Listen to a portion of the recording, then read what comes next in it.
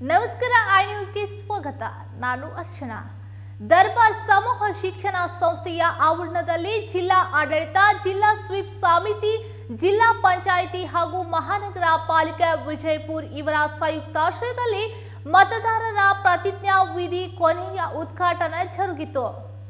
ಲೋಕಸಭಾ ಸಾರ್ವತ್ರಿಕ ಚುನಾವಣೆ 2024ರ ವಿಜಯಪುರ ಮತಕ್ಷೇತ್ರದ ವ್ಯಾಪ್ತಿಯಲ್ಲಿ ಕಡ್ಡಾಯವಾಗಿ ಹಾಗೂ ನೈತಿಕ ಮತದಾನ ಪ್ರತಿಯೊಬ್ಬರು ಮಾಡಬೇಕು ಎಂಬ ಧ್ಯೇಯೋದ್ದೇಶದೊಂದಿಗೆ ಜಿಲ್ಲಾ ಆಡಳಿತ, ಜಿಲ್ಲಾ ಸ್ವೀಪ್ ಸಮಿತಿ, ಜಿಲ್ಲಾ ಪಂಚಾಯತ್ ಹಾಗೂ ಮಹಾನಗರ ಪಾಲಿಕೆ ವಿಜಯಪುರ ಇವರ ಸಂಯುಕ್ತಾಶ್ರಯದಲ್ಲಿ ದರ್ಬಾರ್ ಸಮೂಹ ಶಿಕ್ಷಣ ಸಂಸ್ಥೆ ಆವರಣದಲ್ಲಿ ಮತದಾರರ ಪ್ರತಿಜ್ಞಾ ವಿಧಿ ಕೊನೆಯ ಉದ್ಘಾಟನೆಯನ್ನ ಜಿಲ್ಲಾ ಅಧಿಕಾರಿ ಟಿ ಗೋಪಾಲ್ ನೆರವೇರಿಸಿ ಸ್ವೀಪ್ ಕಾರ್ಯಕ್ರಮದ ಅಡಿ ಒಳ್ಳೆಯ ಕೆಲಸವನ್ನ ನಿರ್ವಹಿಸುವಂತೆ ಹಾಗೂ ಸಾರ್ವಜನಿಕರಿಗೆ ಹೆಚ್ಚಿನ ಸಂಖ್ಯೆಯಲ್ಲಿ ಅರಿವು ಮೂಡಿಸಲು ಸಲಹೆ ನೀಡಿದರು.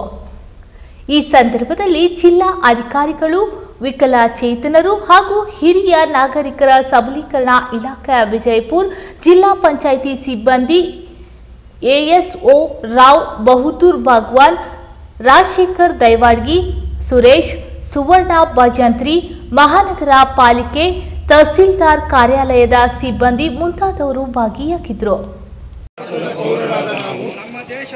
ನಮ್ಮ ದೇಶದ ಪ್ರಜಾಸತ್ತಾತ್ಮಕ ಸಂಪ್ರದಾಯಗಳು ಮತ್ತು ನ್ಯಾಯಸಮ್ಮತ